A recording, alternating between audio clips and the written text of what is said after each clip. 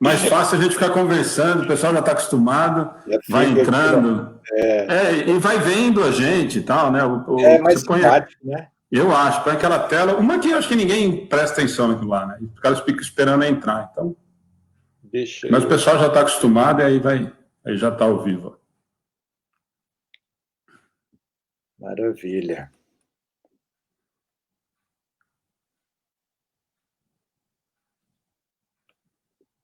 Já tem 10, 12 pessoas aí com a gente.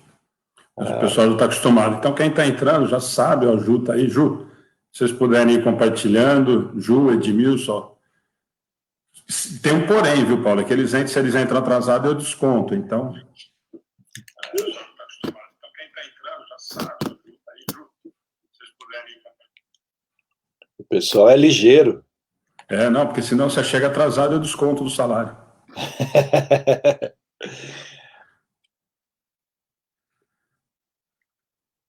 Tem um, tem um povo que é mais rápido que imediatamente. Edmilson, a Cássia, a Então, Madalena.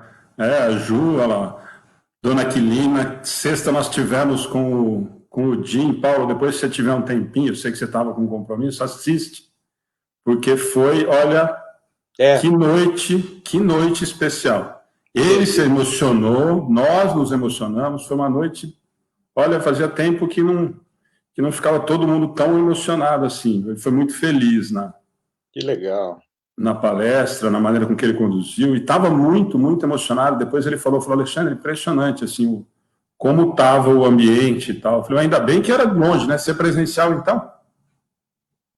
É, eu tenho Isso foi muito. sentido uma adaptação bem legal. Eu, no sábado, eu fiz uma apresentação de um tema para uns amigos, um grupo fechado, não foi na Uhum. internet, e foi também bem gostoso. A gente sabe, na teoria, né, que a distância para o espírito é nada. Mas eu acho que até a gente está se adaptando, né, Paulo? Porque no começo eu lembro que todo mundo falava, mas ficar falando para um monitor é esquisito. E é mesmo, né? Mas eu acho que está todo mundo já conseguindo perceber, né, sentir esse tipo de participação de todo mundo, né, nas mensagens. A gente fala no estudo, eu falo para você, é impressionante assim, a participação, o que chega para a gente de carinho, realmente o pessoal vai se acostumando mesmo e mudando o perfil, né? Em termos didáticos, uma palestra ao vivo, você vê a reação das pessoas no rosto, né? Você intensifica uma fala ou Você muda sabe onde está o tocando, rumo. né? Você sabe onde está tocando, mas eu penso que de uma forma bem para facilitar também, eu não sei você, mas eu todas as vezes que eu solto mais a inspiração, a coisa flui melhor. Sim. E aí Mas, a câmera até ajuda. não, e eu acho que muito disso, eu acho que realmente a gente está se acostumando, né, E com tem essa que se nova acostumar, ferramenta, né? tem que se É, acostumar.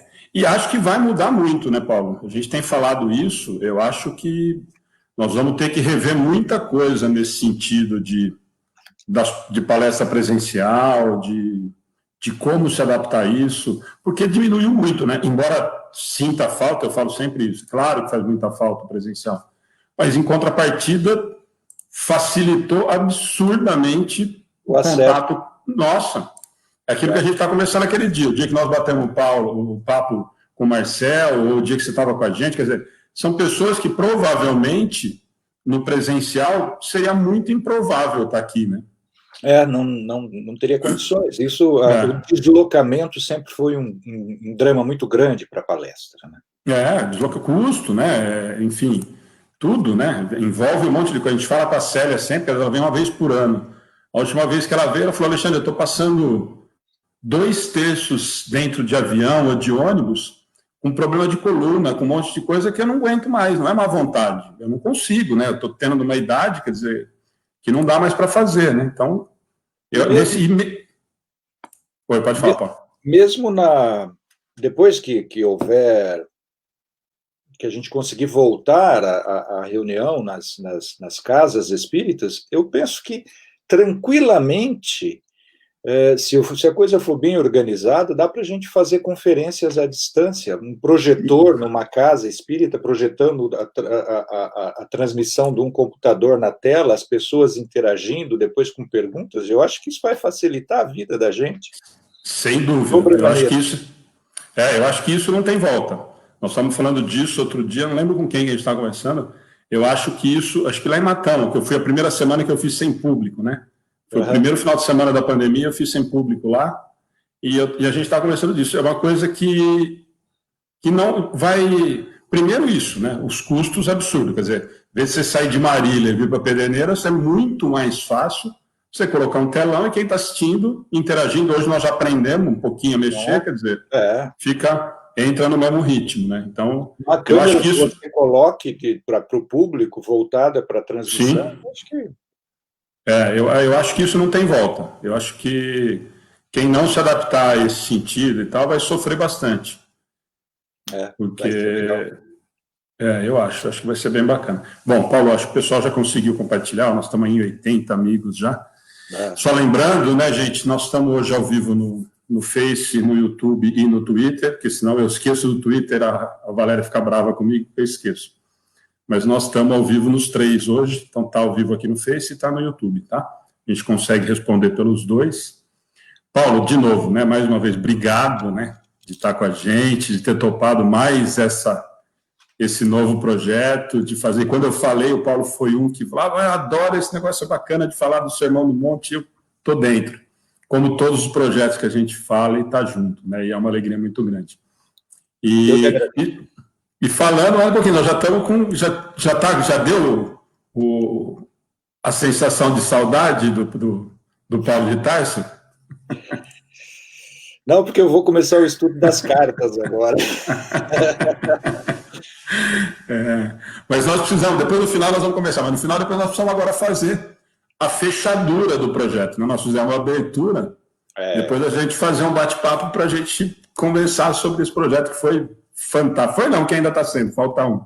Mas eu lembrei disso hoje, nós precisamos depois marcar para a gente fazer um bate-papo do final, né? Para a gente até ter um feedback das pessoas, do pessoal de poder conversar com a gente ao vivo, que a gente fez outra vez, né? Eu acho que vai ser bem bacana.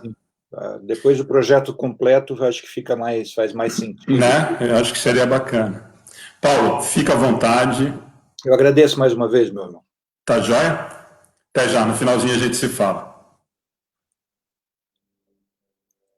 Amados irmãos e irmãs, muito obrigado pela presença bondosa ao querido Alexandre, querida Ana Vaccaro, pelo convite para essa festa maravilhosa de podermos comungar do sentimento de Jesus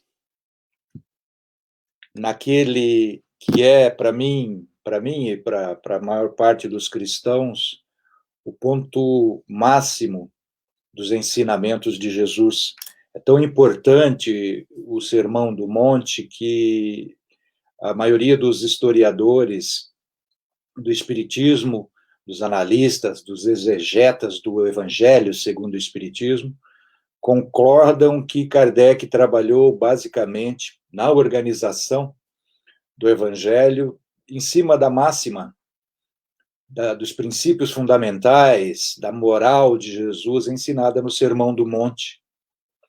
É uma alegria, portanto, fazer parte desse projeto mais uma vez e falar sobre as bem-aventuranças, né? Vocês me perdoem a pretensão, mas bem-aventurados os que têm fome e sede de justiça, porque serão saciados. Eu gostaria preliminarmente de fazer uma pequena análise desse termo justiça, porque, infelizmente, ele se perdeu um pouco nas traduções, ele se perdeu um pouco na hermenêutica, ele se perdeu um pouco nessa interpretação desse termo justiça. O que significa a justiça para um espírito como Jesus? Eu acho que esse é o ponto fundamental que a gente tem que se apegar, né? Nós temos um conceito hoje de justiça muito distinto do seu significado originário. Esse termo foi adaptado para as relações humanas, né? Em nível social, em nível nacional e nível internacional hoje. Mas o que é o justo? Nós buscarmos o senso do justo, o conceito do justo, é algo muito complicado. Em termos de filosofia, essa análise, essa crítica, essa investigação vem sido feita com critério, pelo menos há 2.400 anos.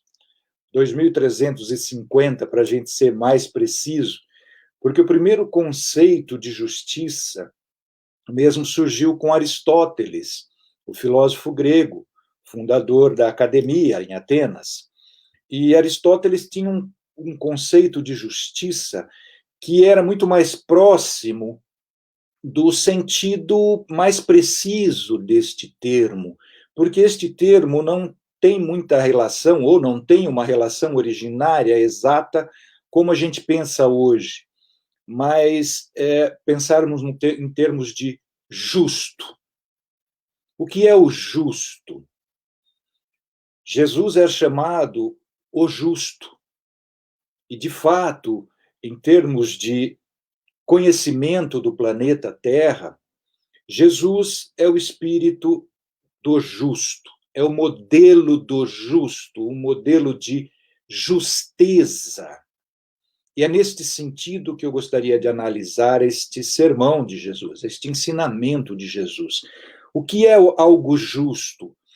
Algo justo é aquilo em que não falta nem sobra. Aristóteles, do conceito de justiça de Aristóteles, é exatamente a mediania, tratar os iguais igualmente e os desiguais desigualmente, mas na medida da desigualdade. Tratar os iguais igualmente e os desiguais desigualmente é fácil para nós. A maioria de nós é capaz de realizar isso. A nossa grande dificuldade é identificarmos a medida da desigualdade, a medida, a postura, a ação, a palavra, o sentimento adequado para que nós possamos adequar o nosso comportamento, adequar o nosso sentimento, adequar a nossa ação de forma tal que o resultado nem falte nem sobre. Encontrar a medida da desigualdade para que nossa ação compense a falta em uns e o excesso em outros. Então, nós vemos que encontrar isso é uma ciência muito precisa. E esta ciência precisa exige mais do que o conhecimento filosófico, exige mais do que o conhecimento técnico, exige mais do que o conhecimento racional. Porque no caso das medidas químicas, físicas, das medidas materiais, é fácil nós identificarmos o que falta e o que sobra para equacionarmos e termos condições de realizar uma ação, um pensamento, uma palavra com justeza, porque é exatamente este o sentido do termo justiça. Agirmos com justeza, não faltar nem sobrar na nossa ação.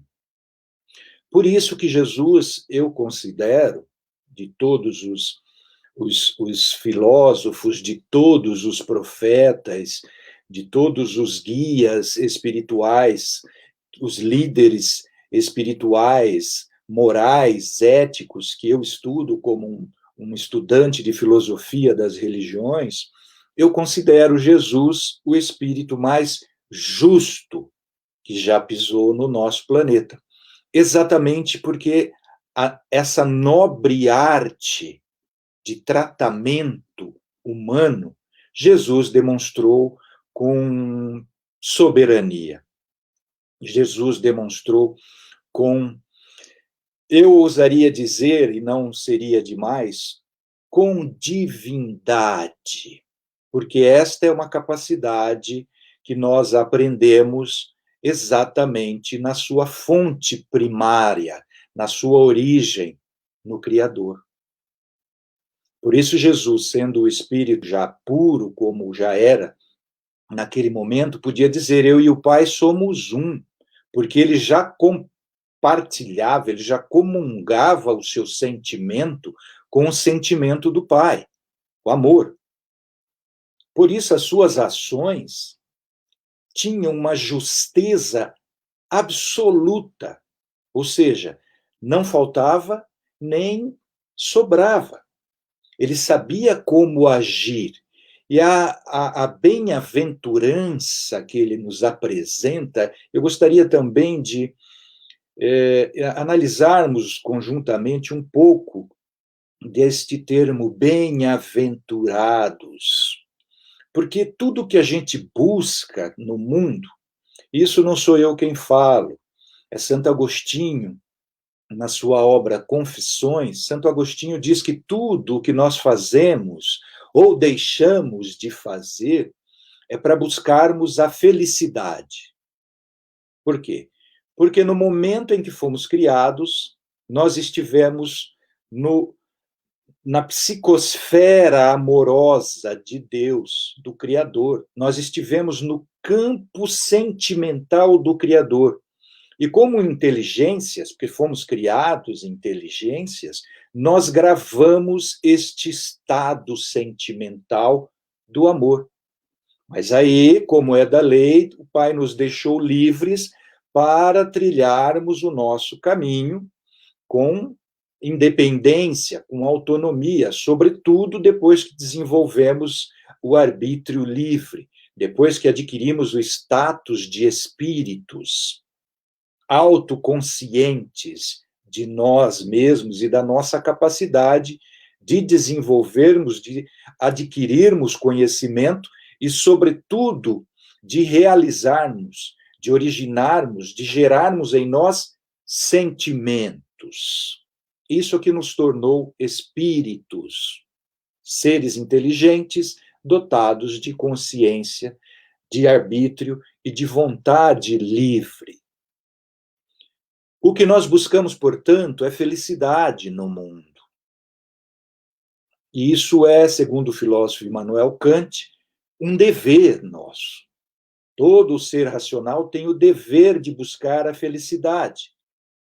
Nós não estamos aqui para isso, diz ele, porque realizar a felicidade, segundo a ordem do mundo, segundo a vida no mundo, segundo pura e simplesmente as conquistas do mundo, isso é ilusão. É ilusão porque jamais nós vamos conseguir saciar completamente todos os anseios existenciais no presente e com a garantia de estarmos saciados também no amanhã, no futuro. Isso não é racional, segundo o filósofo Immanuel Kant, mas é um dever nosso buscarmos realizar um estado de felicidade aqui no mundo. Porque uma alma privada da felicidade, privada do conforto, privada do saber, privada da consciência de si, uma alma insatisfeita consigo mesmo, é uma grande tentação burlar o seu dever. E qual é o nosso dever enquanto seres racionais? O Kant definiu como perfeição. Nenhum outro filósofo conseguiu uma doutrina, uma filosofia do dever, inclusive do dever de felicidade, além de Kant, mais do que Kant, com mais precisão do que Kant. Mas nós estamos aqui no campo da filosofia, da ética, da moral de Jesus. E qual é o dever do cristão? Aquele que segue a máxima moral de Jesus de Nazaré, os princípios éticos e morais, a filosofia moral de Jesus de Nazaré. Ele veio mostrar e viveu isso.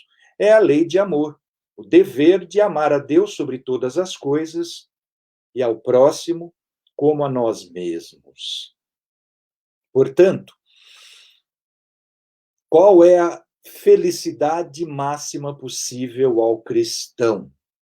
É o que Jesus apresentou no Sermão do Monte. Porque no Sermão do Monte ele não apresenta simplesmente um estado de felicidade, de realização, simplesmente de todos os anseios existenciais. E os anseios existenciais são os anseios desta existência, que começou no ventre da nossa mãe, na fecundação, e vai terminar na UTI hospitalar daqui a uns 150 anos, para todos nós, se Deus quiser, vamos estabelecer isso. Isso é a existência. Mas Jesus não fala só para essa existência. Jesus diz, eu vim para que todos tenham vida, e que tenham vida em abundância. E vida começou lá, nas mãos do Criador. E não tem fim. Então, o Sermão do Monte é um sermão de vida plena. Por isso é que Jesus não fala simplesmente, felizes aqueles que têm fome e sede de justiça. Ele fala, bem-aventurados. E a bem-aventurança é esse estado perene, completo e absoluto, onde não falta nada, nem sobra nada, de felicidade.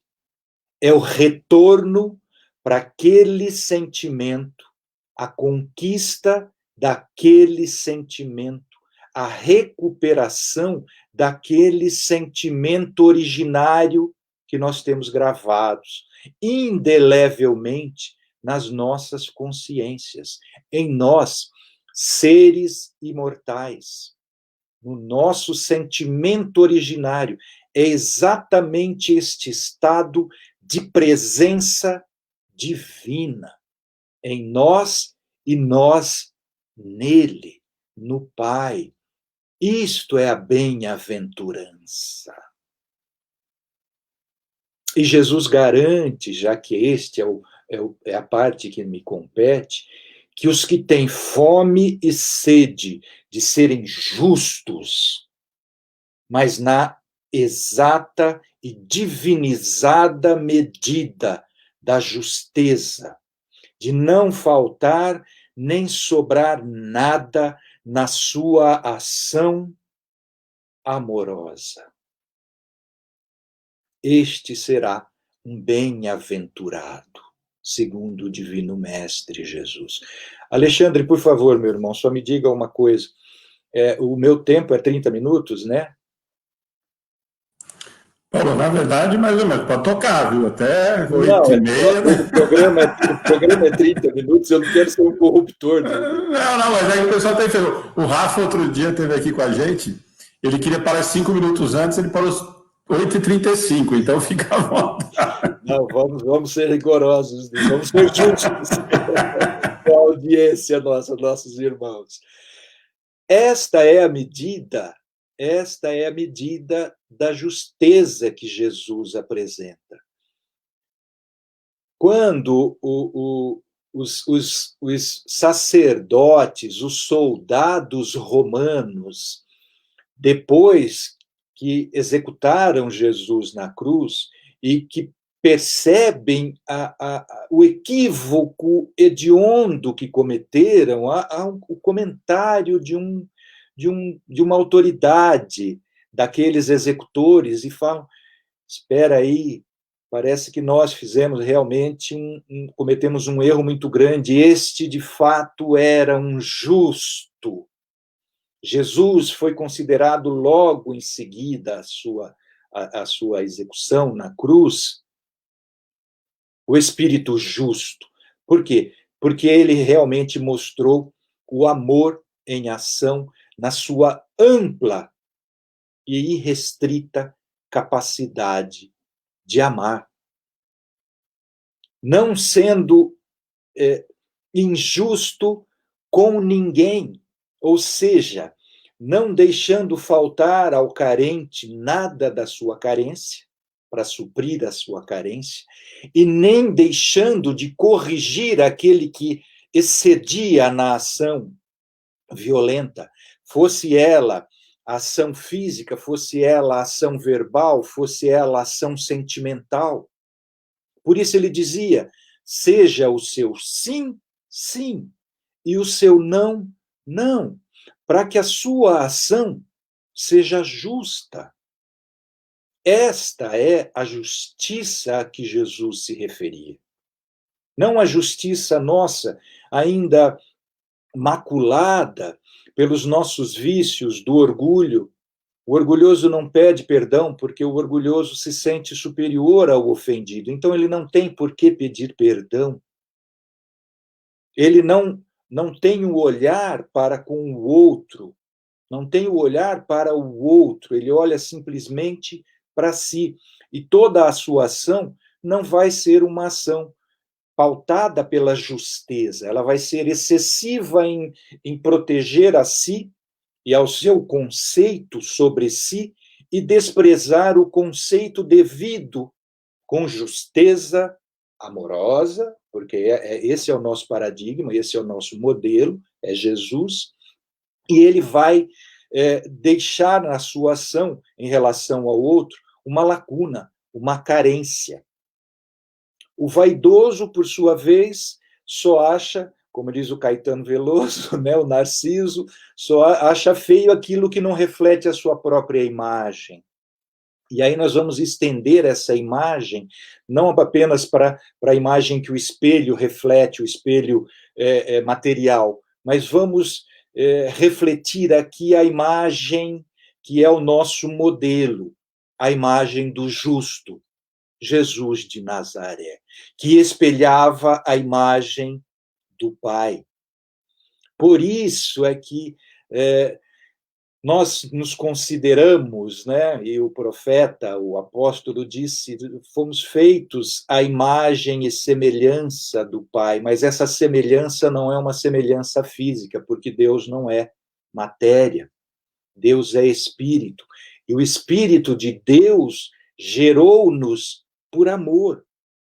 É neste sentido que nós temos que olhar as nossas ações. O vaidoso vai colocar a imagem que ele faz de si, tanto a imagem física quanto a imagem moral, a imagem ética, a imagem sentimental, uma palavra, a imagem espiritual, como o modelo para tudo e para suas ações todas. Portanto, o vaidoso vai agir, vai sentir, vai viver, vai julgar o outro e a si mesmo segundo a sua medida equívoca do apaixonado por si. E, portanto, ele não vai ser justo para com o outro. Porque para nós julgarmos a nossa ação, se ela é com justeza, mas justeza segundo o nosso modelo, não nos esqueçamos, o nosso modelo é o Cristo. Nós temos que abnegarmos, ou seja, negarmos a nossa vontade, negarmos a nossa imagem, esquecermos de nós com absoluteza, para que nós sejamos justos no nosso agir, na nossa análise, na nossa crítica, no nosso julgamento, na nossa ação caridosa. Porque se a nossa ação caridosa for pautada sobre as nossas necessidades, for pautada sobre a nossa abundância, nós não vamos ser justos para com aquele que é o objeto, o alvo da nossa ação. A nossa ação caridosa tem que ser na medida de que não falte nada para o que é o alvo da nossa ação, o beneficiado pela nossa ação, e nem sobre na nossa ação o ego. A nossa própria consciência tem que ser justa. E este justo é não exceder e nem carecer na ação. Ser o nosso sim, sim, o nosso não, não, na medida pedagógica do agir.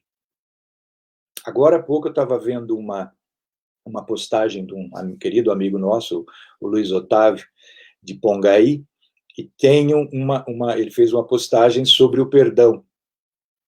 E a postagem que ele fez é com base num ensinamento, num comentário que foi feito por um famoso palestrante espírita. Eu não vou citar o nome, embora já tenha citado numa aula, porque eu estou no campo dos amigos do bem. Mas a postagem, sob a minha interpretação, ela é equívoca, e sob a interpretação de Kardec também, porque a postagem diz: perdoar não é esquecer, esquecer é amnésia. Isso é um equívoco, segundo o Evangelho, segundo o Espiritismo, porque no Evangelho, segundo o Espiritismo, está exatamente no capítulo o esquecimento das ofensas. O esquecimento incondicional das ofensas, diz o Evangelho segundo o Espiritismo, é próprio das grandes almas. Então, quando alguém diz que perdoar não é esquecer, ele está se equivocando, porque ele está se esquecendo do ensinamento de Jesus. O ensinamento de Jesus com relação ao perdão é o primeiro passo para que nós aprendamos a amar. Ou seja, o perdão tem que ser uma medida de absoluta justeza. E o que nos ensina o Evangelho segundo o Espiritismo é que o perdão tem que ser feita, a caridade do perdão tem que ser feita de uma forma tal que absolutamente não barre, não feche as portas ao ofendido para o seu arrependimento sincero e o seu soerguimento. Então, a medida do nosso perdão, a justeza do nosso perdão, tem que ser pautada sobre o absoluto esquecimento, para que não fique ao ofensor nenhuma suspeita de que nós ainda estamos julgando a sua ação. Então, a bem-aventurança que Jesus nos coloca, os que têm fome e sede de justeza, de absoluta precisão no seu agir, no seu sentir, no seu falar. O apóstolo Paulo, ele pauta a sua ação, ele pauta a sua palavra com absoluta justeza. Porque não adianta nós virmos aqui, eu vir aqui, e ficar tecendo elucubrações com um linguajar rebuscado, um linguajar erudito, e não alcançar aquilo que é o sentido, o espírito da palavra. Paulo diz o seguinte: se a minha palavra, se eu não falar para a assembleia, para o público, para os meus ouvintes, a língua dos meus ouvintes, eu serei um bárbaro para ele. E ele será um bárbaro para mim, porque ele não vai me entender, não vai haver a comunicação. E a comunicação é fundamental. A comunicação é caridade. Então eu tenho que descer o meu léxico, o meu vocabulário ao nível do entendimento, para que o espírito da palavra seja alcançado. A palavra é mero instrumento. Isto é uma ação de justeza. Essa orientação de Paulo é uma ação de justiça. É justa, para que eu não seja injusto para com o meu ouvinte. Assim é o perdão, assim é toda a nossa ação, porque todos os ensinamentos de Jesus são para o bom agir. E o bom agir exige a justeza, exige que nós sejamos parcimoniosos em relação a nós, mas abundantes, plenamente abundantes, fecundos, como é o amor. Como o próprio Paulo fala, se não houver, se o fruto, a semente, não morrer, não vai germinar. Assim tem que ser a nossa postura, assim tem que ser o nosso relacionamento. Ainda que eu fale a língua dos homens e a língua dos anjos, se eu não tiver amor, e às vezes eu tenho que matar, não a mim mesmo, não a minha existência, mas matar o meu ego, matar o meu orgulho, matar a minha vaidade, matar sobretudo, o vício que é a raiz desses maus frutos do ego, que são o orgulho e a vaidade. Eu tenho que matar o egoísmo, que é a consciência de si apaixonada por si, egóica, doente. O egoísmo é a doença do ego. E o remédio para o egoísmo é a justeza, a absoluta proficuidade, a criação abundante do amor. É isso que Jesus quer dizer com a bem-aventurança, porque quando nós nos esforçarmos, e a virtude, segundo Kant, não é a realização, mas é a firme determinação da vontade neste agir com justeza. Isto já é virtude. E isto já é, segundo Kant, uma credencial para nós experimentarmos o direito à felicidade no mundo. Para um dia, quando já sentirmos como Jesus sente amorosamente, nós gozarmos a bem-aventurança, a felicidade perene, imutável, eterna, infinita, como é o próprio ser espírito. Eu transgredi 3 minutos, Alexandre, me perdoa. Tá dentro. Você viu aí que o pessoal comentou já, ó. Tem hora para começar e não tem hora para acabar aqui no Amigos do Bem. Então você pode ficar à vontade. Paulo, mais uma vez, muito obrigado. Você fez o comentário do Amnésia, e a Ana já entrou ali, porque eu fiz tem uma palestra do perdão que a gente fez e eu citei esse comentário, foi na época que esse palestrante falou, né? E aí alguém lá eu falei, sabe quem que é? A Ana estava branca, ela fica mais branca ainda na primeira fileira, assim, né? Como quem diz, não fala, não fala, não fala, não fala. Eu falei, não precisa falar, é tal pessoa, todo mundo já sabe. Então, todo mundo já sabe quem que é o palestrante. E você tocou nesse assunto, e todo mundo acaba comentando, e essa história do perdão é inevitável, a gente acaba gerando 1000 comentários e 1000 questionamentos e tudo mais, né? E eu acho que foi quando surgiu esse comentário, e eu não sei se você presenciou isso, não vi. Muitos palestrantes, não, eu falo depois, né, Paulo?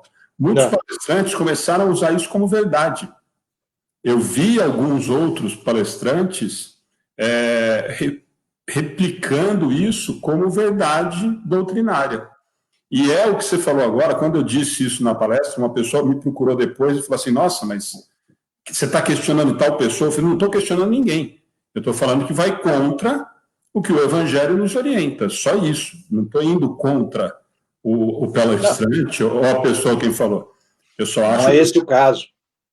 E poderia ter sido qualquer outra pessoa, né? É que vai completamente contra a lição do Evangelho disso. Então, e o que me assusta, e aí a gente já conversou sobre isso também, é o cuidado, né, Paulo, de quem se expõe. E a gente falou no comecinho da vantagem da internet hoje, que eu acho que isso não tem volta, e acho que realmente não tem, desse cuidado, né? Eu acho que as pessoas descobriram que você põe o celular na frente. Falei com a Priscila ontem, aliás, ela te mandou um abraço, com a Priscila de Paula, lá do Esferas, e a gente estava falando justamente disso. As pessoas descobriram que você põe o celular na frente do rosto, você fala autoridade.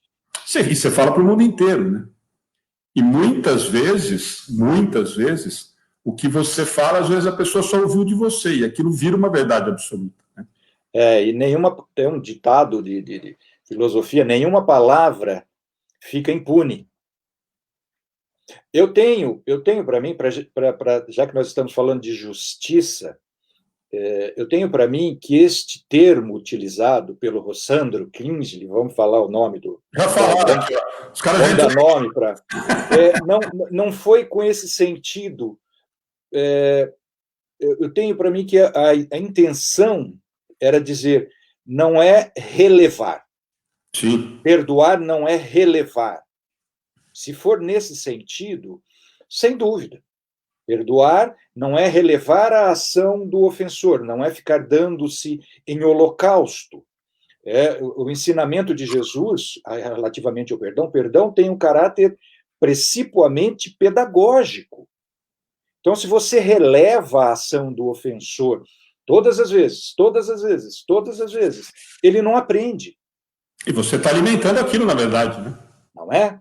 Então, se é neste sentido, perfeito. É não relevar a ação, porque a justeza da ação tem que ser submetida à lei de Deus. E a nossa postura também. Mas o termo, não é esquecer, é absolutamente equívoco, porque o vocabulário do Evangelho, segundo o Espiritismo, é exatamente o esquecimento incondicional das ofensas, é próprio das grandes almas. O ensinamento do perdão no Evangelho, segundo o Espiritismo, é absolutamente idêntico, o sentido é de esquecimento total. Então, não, mas quando eu falei isso, Paulo, e na verdade, assim, a palestra estava montada com a frase do Evangelho. E foi justamente na época que saiu, e é isso que eu falei, aí viraram aquelas tirinhas de Facebook e todo mundo replica isso, né? Todo mundo compartilha isso como verdade, inclusive dentro do meio. E depois disso, eu vi palestrantes usando isso como verdade, quer dizer... Esse é o problema da autoridade, né? E aí me assusta. E aí, justamente, quando eu fiz esse comentário e a pessoa me perguntou depois quem que era, e eu acabei falando ao vivo e estava na transmissão, e a Ana ficou maluca. Mas como é que você fala? Eu falei, mas ele falou, gente. Não é porque ele falou, porque o Alexandre falou, porque o Paulo falou, e se tem alguma coisa equivocada em relação à doutrina, eu acho que eu tenho a obrigação de falar, olha, eu estou falando sobre o assunto e a doutrina me diz uma outra coisa. Simples assim. Qual foi a recomendação do Emmanuel para o Chico? Exatamente. Se um dia eu falar alguma coisa que vá contrário ao que Kardec falou, esqueça o que eu falei, fique com Kardec. Siga lá. Perfeito. Isso é absoluta honestidade epistemológica, né? Por isso doutrinária. Que eu falei. Não tem que se preocupar. Aliás, eu acho que é o contrário. Eu acho que a gente tem que se preocupar justamente nisso. Sem dúvida nenhuma. Tentar trazer a realidade do Evangelho, né? E não a minha opinião pessoal, ou não o que eu tenho de entendimento, né? Porque senão nós vamos transformar o Espiritismo em mais uma seita regional. E eliminando o caráter universal do Espiritismo. E isso é um problema muito grave hoje no movimento espírita nosso. Que tem acontecido, né, Paulo? Eu brinquei com a Ana que hoje à tarde eu precisei rir para não chorar, porque eu falei que, olha, precisava reinventar o ser humano, e o Chico ele deve olhar e falar assim, gente, não é possível. Pessoas todas ligadas a ele, criando guetos para falar ou para se justificar quem que conhece mais do Chico, quem que sabe mais, quem conviveu mais. Eu falei para a Ana hoje à tarde, porque depois eu te conto pessoalmente. Eu falei, gente, pelo amor de Deus, isso porque nós somos minúsculos no movimento espírita, né? Você imagina se fosse o que eles estão achando que é, né? Por isso a gente vê a sagacidade, a inteligência, a inspiração do Chico quando falou, olha, parece bobagem isso, uma coisa ridícula, mas ele falou, eu vou deixar uma senha. Se eu me comunicar um dia, se alguém falar que fui eu que comuniquei, hoje a gente vê que ele tinha toda a razão, né? Toda. Paulo, porque não dá para a gente ficar batendo papo mais uma vez aqui, 1h30 só de coisa. Agradeço. Obrigado de novo. Obrigado muito você. Obrigado mesmo. Logo a gente vai se falar para a gente fazer o bate-papo a respeito do encerramento do projeto, que está lindo, né? A gente tem falado isso. Mais 2 semanas só. Aí, terminando, com certeza... Mais 3. Foi o 12 ou foi o 13 que eu apresentei? 13, né? Faltam 2, né? Faltam 2, Tem que começar a trabalhar de novo. Começa a inventar mais alguma coisa. Paulo, obrigado. Dá um beijo na Dil, saudade de vocês. Um abraço. Gente, a todos, boa noite. Obrigado pela companhia. Muita gente comentando. Depois do que não deu para a gente responder aqui, nós respondemos no particular. Tá bom? Gente, boa noite. Até amanhã. Amanhã a palestra com outro Paulo Lodge, lá dos Estados Unidos, vai estar com a gente. Gente, boa noite. Até amanhã.